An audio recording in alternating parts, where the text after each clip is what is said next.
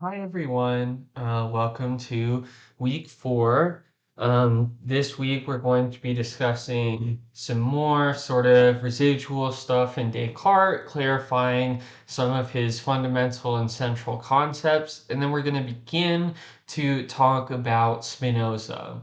And so this video is really this week is going to be divided between two videos. This first video, I'm going to focus entirely on Descartes. And what I want to focus on, especially in Descartes, is I want to talk about the reading that you were assigned last week, but that we didn't really get to discuss, which was very short. I think it's only like one page portion from the objections and replies part of the meditations.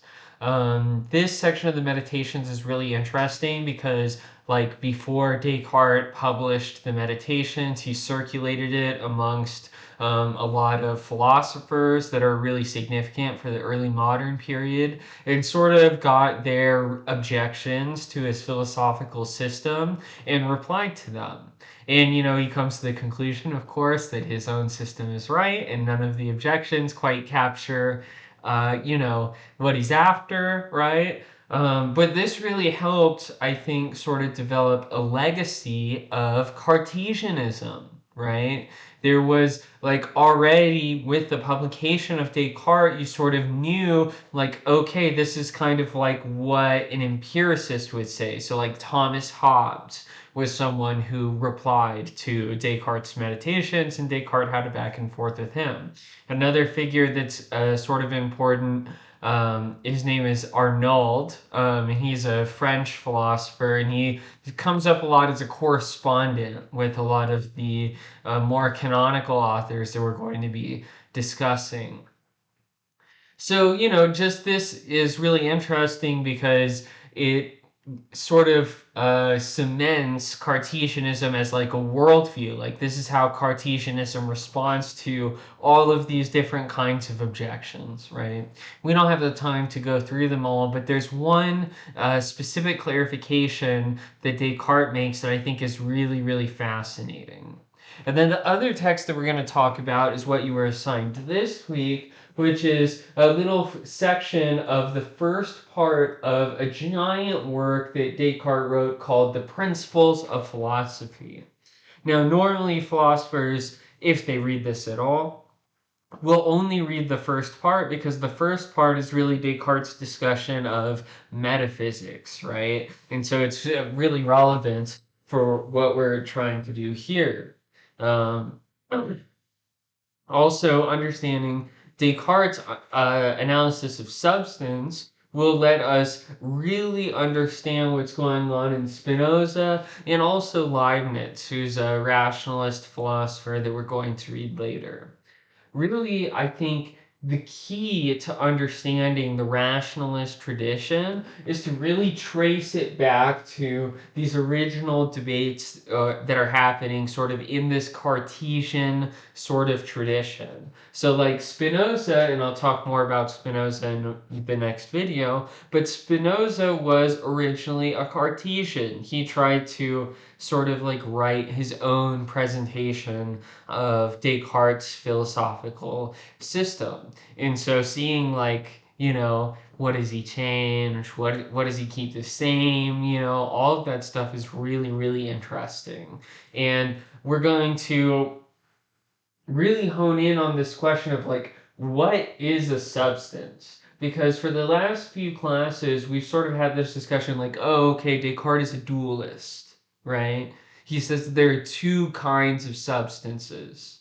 But what do we mean whenever we say, that something is a substance, right? Or a substance and its properties? And so we're going to really nail down that sort of terminological discussion by seeing how Descartes treats it in this more systematic work than the Meditations. Okay, so first part.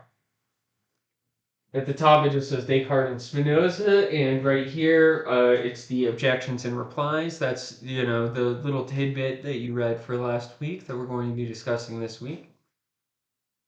And the main thing to understand here is Descartes' claim that the cogito is not a syllogism. Okay, right? This is going to be a crucial point for understanding why the cogito has such a vital importance for Descartes' philosophical system. It's going to be part of understanding that the cogito is foundational for Descartes' philosophical system and sort of teasing out like what does that mean, you know? Obviously, sort of like the metaphor is with the foundation of a building, right? That the foundation supports the rest of the building. It's what makes the infrastructure on top of the foundation possible. It's what keeps everything standing, right? And so we're going to interrogate what that sort of relationship is. And this is going to be really important for also figuring out what a substance is. Okay, so we said the cogito is not a syllogism, but what is a syllogism, right? I know that a lot of students in the course have mentioned that this is like their first philosophy class, so this word might be new to you. But a syllogism is a three-part chain of reasoning. Okay, and typically it's associated with Aristotle, who was ancient Greek philosopher, and Aristotle sort of wrote out in some of the first logic textbooks all of the different chains of reasoning that we know are functional, we know work, are correct forms of inference or reasoning. Now, the most traditional example goes like this. This is a syllogism. The first premise is all men are immortal. Second premise is Socrates is a man. Third step is Socrates is mortal. You know what defines this as a syllogism is the fact that you can know that if the premises are true, if steps 1 and 2 are true, then step 3 must be true, right? If all men are mortal, and if Socrates is a man, then Socrates must be mortal. And so what's important in this case is that the truth of the first two inferences, right? Here I just wrote little t's, guarantees the truth of the third inference, or the what I've written as the third step here, the conclusion, right? There's no way that both of these two premises can be true and the third step here, the conclusion, be false, right? It's possible, like, if this were false and this were true, then this could be false, right? But if they are both true like this, then it must result in a true conclusion. Now, something to note about this kind of syllogism that we have here is that the first premise is a universal premise, right? It claims that all men are mortal, right? And the fact of it being a universal premise is quite important because that's what guarantees the truth of the conclusion. The second premise, which is often called the minor premise, the first premise is often called major. I'll write that down. And the second premise is often called minor. And the reason why the major premise is universal, the minor premise is particular. So the second premise, Socrates as a man, that does not concern all men, right? But it concerns a particular man, namely Socrates. That's why I've written a P here, is that it's a minor premise because it concerns a particular, right? And it's these two that justify the conclusion that Socrates is mortal. So this is what a syllogism is, right? And importantly, syllogisms can have a whole bunch of different forms. They don't necessarily have to have the universal, particular, and then conclusion. They could be like two universals, for example. all mammals, all mammals give birth, and then you could say all rabbits are mammals, and then conclude from that that all rabbits give birth or something like that, right? I don't know if that's right, but that's just an example I came up with on the top of my head. In this case, you would have universal and then a subset of that universal, right? It's another sort of universal premise, all rabbits in that case, right? And that would function in the same way as this syllogism. That's not particularly important. I just want you to know that there are more kinds of syllogisms than just the kind that I've presented here. The kind that I've presented here is merely the most basic case. Okay, so we know what a syllogism is now. So what does it mean when Descartes says that the cogito is not a syllogism? Well, what he's saying is that the way that the cogito argument works, it does not work like this. It does not work by saying, it does not work by saying all things that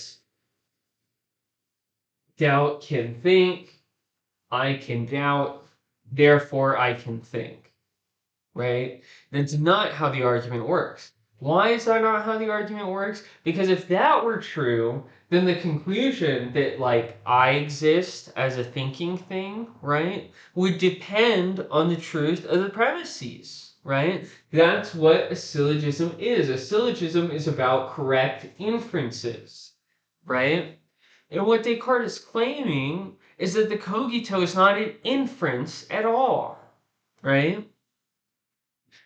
It's not something that you know in virtue of knowing something else, right? So like I don't know that I exist because on the principle that things that can doubt also must be capable of thinking and also therefore must exist, right? And then I am capable of doubting, right? It doesn't go like that because then my knowledge of my own existence, it would be an inference from something I was more certain about, right? But the role the cogito is meant to play in the meditations is that the cogito is meant to be foundational. The cogito is meant to be something that lets us escape skeptical doubt. It's supposed to be the foundation that we build on, not a result that we attain from something else, right? If Descartes were to admit that the cogito were an inference from something else, then he wouldn't have really gotten at the foundations of our knowledge, right? Here I've written, the cogito is foundational for our knowledge. Hence, it's not grounded by any more primitive truth, right? I think, therefore I am. I know that I exist because I have an immediate kind of self-awareness, right? And that immediate kind of self-awareness is not conditioned by anything else. This is what Descartes thinks about the cogito. This is why the cogito can play such an essential role in his philosophical system, right? The cogito is not grounded by anything else. There's an important sense in which the cogito is self-grounding. It's precisely because I have the experience of thinking or doubting that I have immediate acts. I am a thinking thing, right? It's in virtue of being a thinking thing that I have the capacity to um, that I can know that I'm the thinking thing, right? I have an immediate relationship to my own status as a thinking thing. And so what this is meant to show is that the cogito gives you an immediate kind of knowledge, right? This is why the evil demon can't trick you about the cogito, right? Because the evil demon can mess with your ability to make inferences, right? To infer from this to that. That is what the evil demon is capable of making you doubt, right? But if there's some kind of knowledge that must be true simply in an immediate way, not through anything else, but because it has its own distinctive kind of certainty, then that's something that not even an evil demon could, render dubitable. And so this is sort of an explanation, a more detailed explanation for why you can't, why the evil demon makes mathematical knowledge dubitable and logical knowledge dubitable. It's because mathematical and logical knowledge concern inferences from, if I know that this is true, then I know that this is true, right? And so since they're about inference, all of those truths are mediated. You know them through other truths, right? Whereas the kind of truth that the cogito is immediate and self-grounded. Okay, this is going to be very important too for our discussion of the principles of philosophy, and we're going to be discussing what a substance is. Now, it's very, very, very important that we remember this part especially because a lot of the rationalist philosophers that we discuss later, and I know I mentioned this in the beginning, but Spinoza, Leibniz, uh, even people in the empiricist tradition are really responding to this account of what a substance is, right? And we've been throwing that term around for a couple weeks now, right? We've been talking about Descartes, talking about two different kinds of substances, right? Talking about Princess Elizabeth and Amo, right? We're talking about the relationship between thinking and extended substances. But now we need to answer the question, what is a substance? Anyway, like what are we talking about, right? Why do early modern philosophers seem so attached to this idea? Well, for Descartes, substance describes a kind of dependence relationship, right? And so let's think about this a little bit more. What Descartes has in mind, for example, is that the shape, for example, of a given object, a given item, right? Like, let's imagine like baseball or something like that, right? It only has the capacity of being that shape because it takes up space, right? I don't know how to represent that, right? Because any object that you represent is going to be in space, right? Um,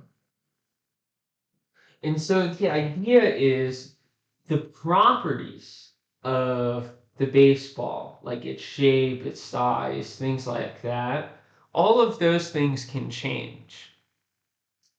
But the underlying substance of the thing, which for Descartes, for physical things, it's the fact that it takes up space, right?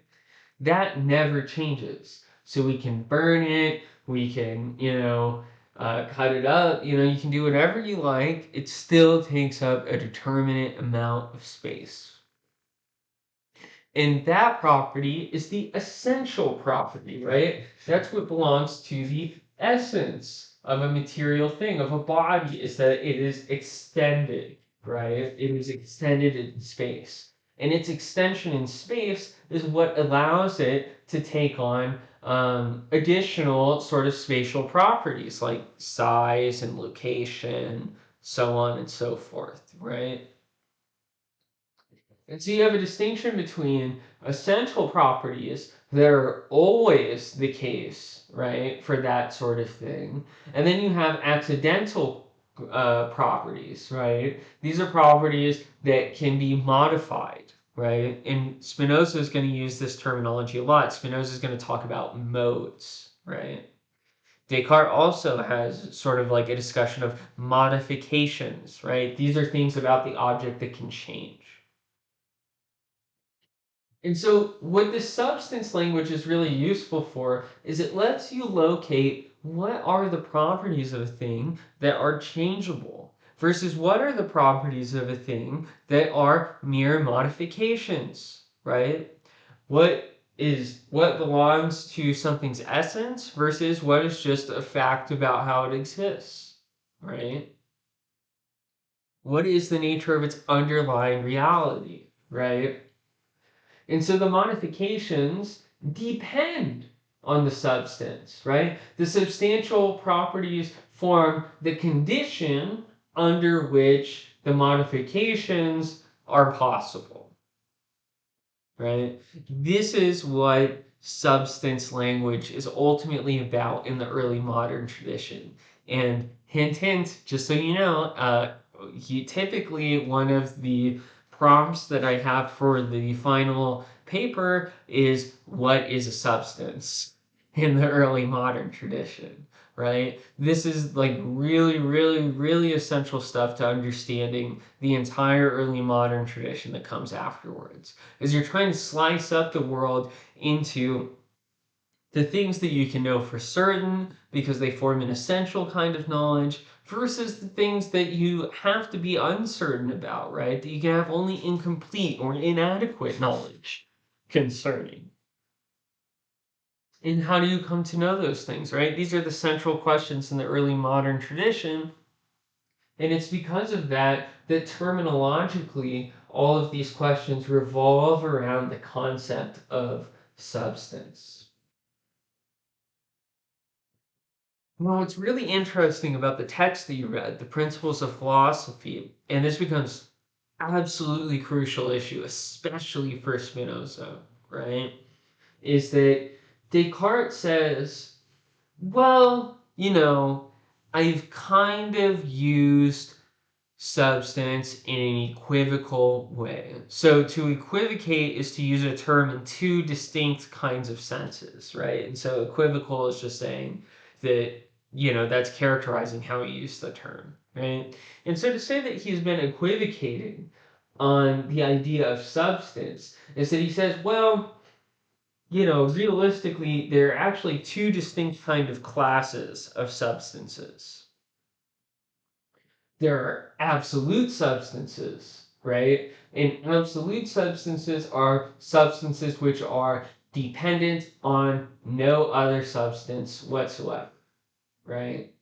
You're not dependent on anything or anyone, right? You exist independently of those things, right? There's some sense in which, like, as the absolute substance, you have dominion over them, right? They depend on you in some capacity, right? And Descartes, of course, says there's one and only one suitable candidate for thinking about the absolute substance of the world, and that is God, right? And what he imagines is, God existed before finite creation. Finite creation only exists because God wills it to exist, right? And, this sort of comes from the idea of thinking about nature in the world as God's creation, right? It's the finite stuff in contrast to his infinitude, right? We are born, we die, right? Things that are bigger than us can come crush us, right? But God, since God is defined as having every perfection, it would be an imperfection for God to be dependent on anything, right? And this is the absolute freedom of God, as Descartes envisions it, right? And so, since we're thinking about dependence relationships, if you want to think about the thing that ultimately everything is dependent upon, right? That decides the ultimate and absolute nature of reality, right? That for Descartes is God, right? God is the absolute substance. Okay, so absolute qualifies substance because, it's not dependent on any other thing in any other way, right? Whereas down here, you can see I've divided this into two different subsections. There are then two different classes of finite substances.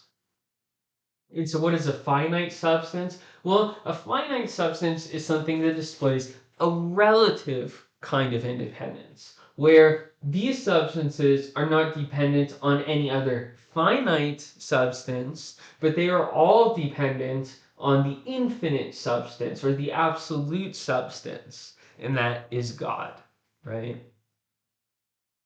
I know that this is very highly abstract, right? We're getting into Descartes' uh, the real heart of Descartes' metaphysics. Like, what is truly the nature of ultimate reality, right? And it turns out that truly, at the most absolute level, what exists is God, right? And then what exists on sort of a lower level than that exists in some sense, but is ultimately dependent on the nature of God, is that God's creation, right? Finite substances. And these are divided into two classes. There's the extended substances. These are bodies. This is typically thought of as sort of like the sphere of nature, right? And then there is thinking substances, right? And you might think of this as a kingdom, right?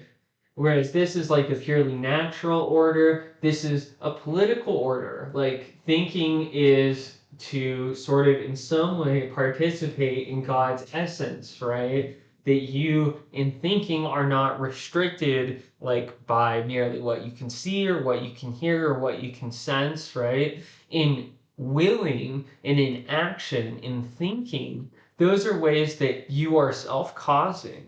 And in being self-causing, you represent God, right? And so thinking is a way of like sort of existing within the kingdom of God. It's to be ordered by rules, right? Logical rules, mathematical rules, the realm of clear and distinct ideas. Those things govern both our thoughts, but also the, manifestation of nature, right? Okay, and so the last thing that is important for now is that this is tied to a very specific conception of God, namely to think about God as an absolute kind of ruler, right? And to imagine God as an absolute ruler is to imagine God as not ruled by or governed by any other kinds of laws, right? Instead, God determines laws, right? And so this results in Descartes thinking that, like, if God were to decide that the laws of arithmetic or geometry or logic should be different, that they would be different, right? Like God can sort of like arbitrarily will things however he would like, right? God doesn't act for a reason, right? Laws don't govern God. God instead, is the law bringer. God is the person that applies laws to the world. This is Descartes' Christian conception of God in the universe, right? And so what this means is that God, to some extent, acts arbitrarily, right? God does not require or give reasons for his actions, right? Reasons are for those things that are governed, not by the governor, right? That's sort of the conception of God that Descartes has. And for Descartes, that is related to God's status as the absolute substance, can't be constrained by anything, right? And so what that means is that everything that exists both in its existence and its essence because God wills it to be so, right? Like if God were to decide like, oh, I don't want any thinking substances, right? And I've erased the line here, then those would no longer exist, right? This idea has an interesting monastic history, and the idea in general is that causation is continuous creation. That like God sort of like keeps the world going, like the world only continues to exist because He continues to will. that it exists, right? There would be monks praying that God just didn't like decide to bleep the universe out of existence, like just will no longer for there to be human beings or an earth or anything like that. And so, these monks would spend hours and hours and hours like praying to God not to like blink the universe out of existence. So that's a little funny story, but I think that this is the philosophical foundation behind that sort of religious practice, right? Is the conception of God as the absolute substance and lawbringer, the fundamental nature of the universe under which finite substances depend, right? Okay, next video we're going to talk about Spinoza. Thanks.